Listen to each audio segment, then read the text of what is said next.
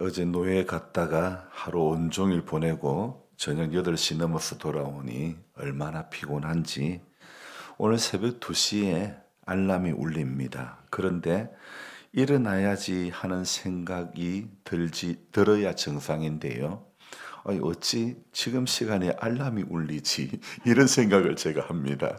그래서 뭐 무시하고 그냥 잠을 더 자고 맙니다. 한 번도 이런 생각 들은 적이 없었는데 새벽에 지금 성경을 읽을 때도 막 글도 잘 안 보이고 말도 제대로 안 되고 그렇네요. 이 정말 잠 앞에는 장사가 없다는 말이 맞고 잠 앞에서는 만인이 평등한 것 같습니다. 어떤 사람은 고개를 뒤로 젖히고 자는 사람이 있는가 하면 또 앞으로 숙이고 또 입을 벌리고 팔짱을 끼고 예배 드릴 때 보면 뭐 존다고 해야 맞겠죠, 그죠? 이렇게 또 책상에 엎드려 그렇게 자기도 하고 정말 잠이라는 것은 천의 얼굴을 가지고 있는 것 같습니다. 박고를 타다가 노예를 갔으니 일해야 하는 시간에 아무 일도 하지 않고 가만히 있으려고 하니 이게 보통 곤혹스러운 일이 아니었죠. 가져간 커피를 다 마셔도 얼마나 잠이 쏟아지는지 예전에 노예를 이틀 3일에 거쳐서 할 때에는 어찌 했는가 싶습니다. 어제 새벽에도 그제 제가 박고를 만들고 피곤한 몸이어서 꼭두새벽 묵상을 좀 짧게 적으려 생각을 했지만 그것도 제 마음대로 안 되고 최근에 제일 길게 적고 말았죠. 사실 어제 저는 다니엘 3장 말씀을 묵상하고 말씀을 나누려고 했는데 제가 적은 것은 다니엘 1장을 읽고 묵상하고 적고 말았고요. 제가 하고 싶다고 제가 적고 싶다고 그대로 되는 일은 하나도 없는 것 같습니다. 저의 하루하루를 열어가시는 분은 주님이시지니 제 생각도 아니고 제 의지도 우리의 의지도 우리의 생각도 경험도 아무것도 아닙니다. 그래서 우리는 오늘도 주님이 내게 주시는 그 마음으로 각자가 자신만의 스토리를 써가야 하는 것이겠죠. 다니엘서는요. 우리가 잘 알다시피 다니엘의 스토리로 가득합니다. 성경에서 정말 이 다니엘 스토리만큼 긴장감이 있는 사람이 그다지 많이 안 된다 싶을 정도로 다니엘의 삶은요. 보통 사람들이 겪은 것보다는 비교가 안 되는 정말 세상에 이런 일이 같은 그런 일들이 있었죠. 평소보다도 7배나 더한 풀무불에 던져졌지만은 거름이나 뭐 이렇게 냄새 하나 나지 않았다는 것, 사자굴에 들어갔지만은 조금도 상함이 없었다는 것, 이걸 기적이라고 말해야 될까요? 기적 같은 하나님의 역사라고 말을 해야 되는지, 일반 상식으로는 이해가 안 되는 상황을 두 번이나 연거푸 이렇게 나오고 있죠. 이렇게 뜻을 정한 다니엘의 스토리는 마치 그 하만에게 절하지 않고 하만이 세운 높은 장대에 매달릴 수밖에 없는 모르드게의 이야기처럼 아주 극적인 그런 장면들이 연출이 되는데요. 맹렬히 타는 그 풀무불 앞에서도요. 그 풀무불 앞에 우리 다니엘이 고백했던 것이 무엇입니까? 능히 건져내겠고 왕의 손에서도 건져내시리이다. 그렇게 아니하실지라도 왕이여 우리가 왕의 신들을 섬기지 아니하고 왕이 세우신 금신상에게 절하지 아니할 줄을 아옵소서. 여러분 이게 가당한 말입니까? 왕 앞에서 어떻게 우리 절 안 하겠다. 그리 아니하실지라도 왕 앞에 절하지 아니할 줄 그리 아십시오. 이거 정말 이거 힘든 이야기 아닙니까? 사자굴에 들어가기 전에는 또 어떤 고백을 합니까?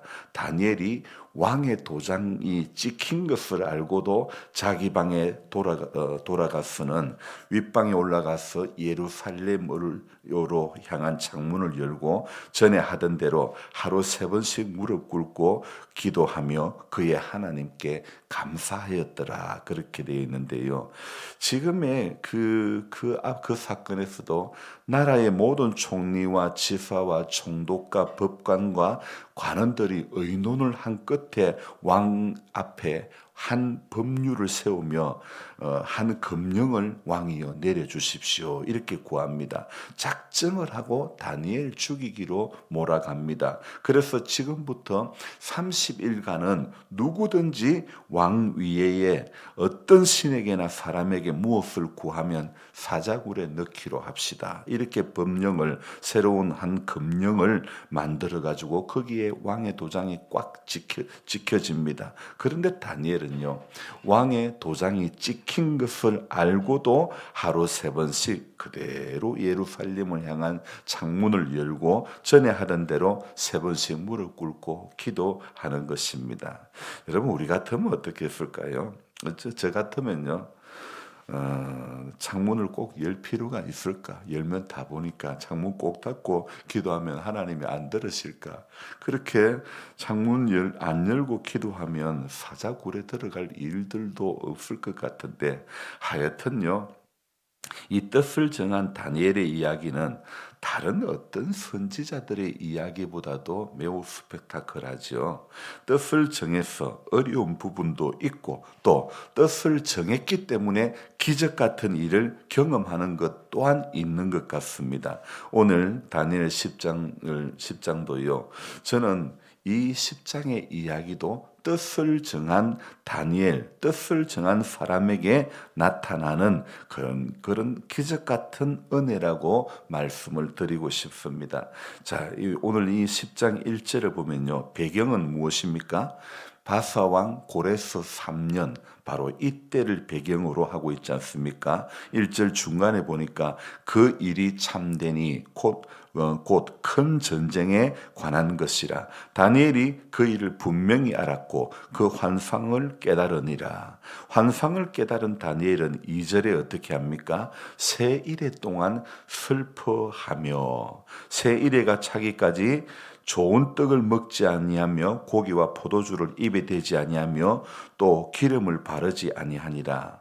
바로 이 10장 2절 이 세 일해가 세 일해 다니엘 기도의 원조지요. 흔히 말하는 옳은 교회에서 말하는 다니엘 기도회가 해마다 하는 이 기도회가 바로 이 다니엘 이 10장 2절 말씀을 근거로 하는 그런 기도회죠. 자, 저는 이 2절 말씀을 또 2절 3절을 이렇게 읽으면서 고기와 포도주를 입에 대지 아니하며, 이 모습은요 마치 다니엘 1장에 왕이 주는 진미와 포도주를 마시지 않겠다는 그런 그 구절을 연상케 하는 것입니다.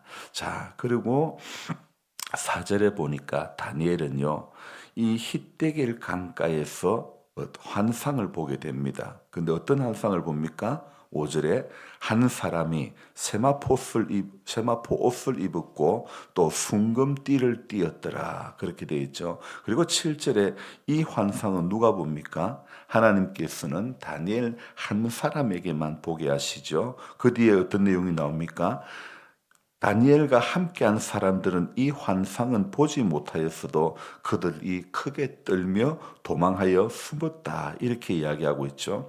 하나님께서는 이 히데겔에서 본 이 환상을 다니엘 한 사람에게만 보게 하시죠. 자, 다니엘도 이 환상을 볼 때에 어떤 반응이 일어납니까? 8절 중간을 봅니다. 내 몸에 힘이 빠졌고 나의 아름다운 빛이 변하여 썩은 듯 하였고 나의 힘이 다 없어졌으나, 그러나 9절에요. 내가 그의 음성을 들었는데 그의 음성을 들을 때에 내가 얼굴을 땅에 대고 깊이 잠들었느니라. 자, 그때 다니엘은요 또 경험을 하나 합니다. 어떤 경험을 합니까? 10절 읽어봅니다. 한 손이 있어 나를 어루만지기로 내가 떨었더니 그가 내 무릎과 손바닥이 땅에 닿게 일으키고. 자, 지금 환상 가운데 다니엘은 보통에 경험할 수 없는 놀라운 일들을 지금 경험하게 되지 않습니까? 그렇게 한 손이 나를 어루만지기로 내가 들었다고 이야기하고 있죠. 그래서 그가 내 무릎과 손바닥이 땅에 닿게 일으키고, 그리고 11절 같이 읽어봅니다. 내게 이르되 큰 은총을 받은 사람 다니엘아, 내가 내게 이르는 말을 깨닫고 일으으라. 내가 내게 보내심을 받았느니라 하더라. 그가 내게 이 말을 한 후에 내가 떨며 일었으니. 자, 오늘 한 손이 자기를 어루만지는 것을 경험하고 그는 떨었지요. 그리고 다니엘에게 큰 은총을 받은 사람 다니엘아. 여러분, 성경 어디를 보더라도 이런 이야기를 하는 사람은 없었지 않습니까? 큰 은총을 받은 사람 다니엘아. 큰 은총을 받은 사람 아브라함 이렇지 않았잖아요. 저는 이 다니엘서를 볼 때마다 이 10절에 하나님께서 다니엘을 부르시는 이 모습이 참 이 의미가 있고 참 특별한 은혜다. 뜻을 정한 인생에게 임하는 특별한 은혜라고 저는 말씀을 드리고 싶습니다. 그래서 지금 다니엘에게 보여주는 이 환상은 마치요 어떤 것을 연상하냐면 계시록의 밤모섬에 붙잡혀온 요한에게 앞으로 되어질 일들을 묵시적으로 보여주는 그런 모습과 마치 흡사한 것입니다. 그래서 14절 한번 봅시다. 이제 내가 마지막 날에 내 백성이 당할 일을 내게 깨닫게 하려 왔노라. 이는 이 환상이 오랜 후의 일임이더라 하더라. 자, 그러니까 제가 조금 전에 말씀드린 것처럼 밤무섬에 잡혀왔던 요한에게 하나님께서 앞으로 일어날 일들에 대해서 이야기해 주는 것처럼 다니엘서에 나오는 이 10장의 이야기, 환상 가운데 보았던 이 이야기가 오랜 후에 내 백성, 그래서 마치 내 백성이 당할 일을 내게 깨닫게 하려 왔노라, 이렇게 이야기하고 있죠. 자, 우리는 여기에서 한 결론을 내릴 수 있는 것입니다. 하나님의 큰 사랑을 받게 되면 앞으로 될 일에 대해서도 알 수가 미리 알게 하시는 거구나. 하나님께서 사랑하시는 자에게 미리 그 계획을 말씀하시기도 하는구나. 하나님의 큰 사랑을 받는 것도 귀한데 하나님께서 하나님의 계획까지 알게 하신다. 이거는 더더욱 귀한 일이 아니겠습니까? 그죠? 자, 그뿐 아닙니다. 이 11절에 큰 은총을 받은 사람 다니엘아, 이렇게 불렀던 것이요, 11절로만 끝나는 것이 아니라 여러분, 우리가 9절을 또 읽어보겠습니다. 이르되 큰 은총을 받은 사람이여 두려워하지 말라. 평안하라. 강건하라. 그가 이같이 내게 말하매 내가 곧 힘이 나서 이르되 내 주께서 나를 강건하게 하셨사오니 말씀하옵소서. 참, 오늘 다니엘을 향하여 부르는 이 음성, 큰 은총을 받은 사람 다니엘아. 오늘 19절에 큰 은총을 받은 사람이여 두려워하지 말라. 참, 이렇게 하나님께서 다시 한 번 더 큰 은총을 받은 사람이라고 또 불러주시지 않습니까? 그리고 이어지는 말이 두려워하지 말라. 평안하라. 강건하라. 그가 이와 같이 내게 말하며 내가 곧 힘이 났어. 힘을 얻고 정신을 차린 다니엘이 19절 끝에 뭐라고 말합니까? 말씀하옵소서. 자, 이제 정신 차렸습니다. 말씀하옵소서. 그래서 20절, 21절에 하나님의 사자가 다니엘에게 말합니다.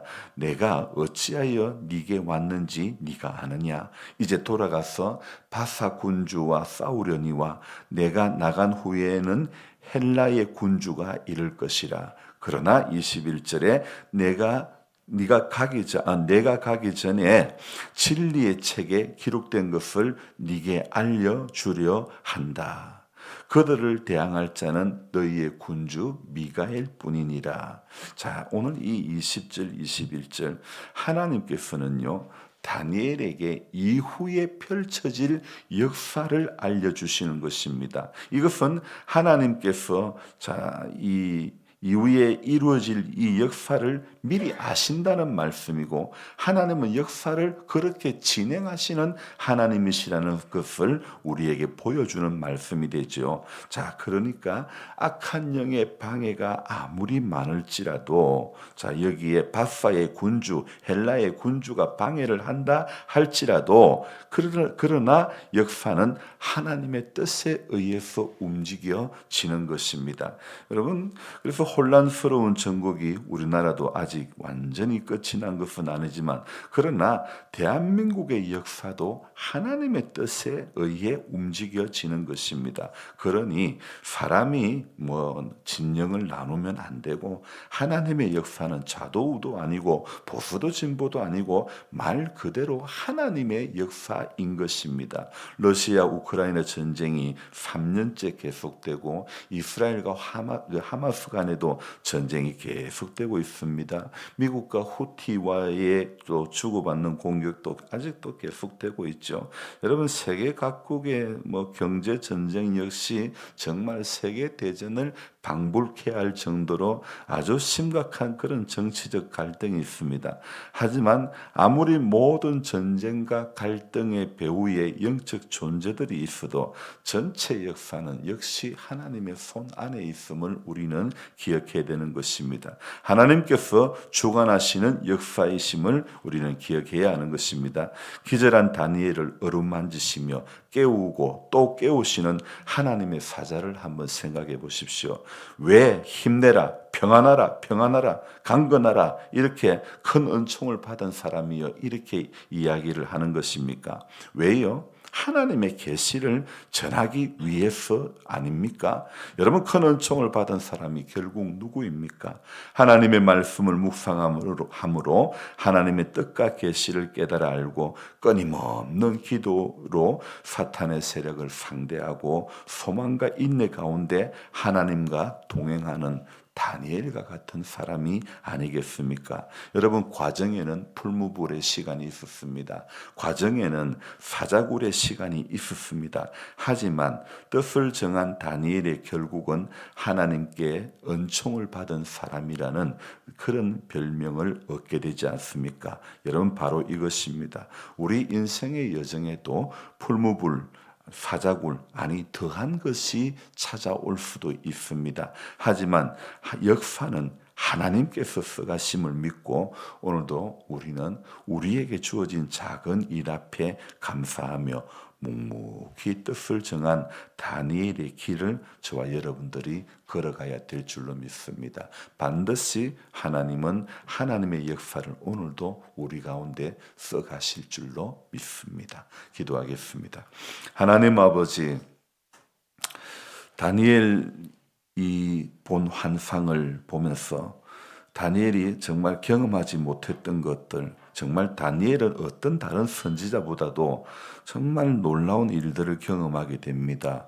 평소보다도 7배나 더한 풀무불에 들어갔어도 거름 하나 없고 내 탄냄새 하나 나지 않았고 사자굴에 들어가도 하나도 상함이 없었다는 것.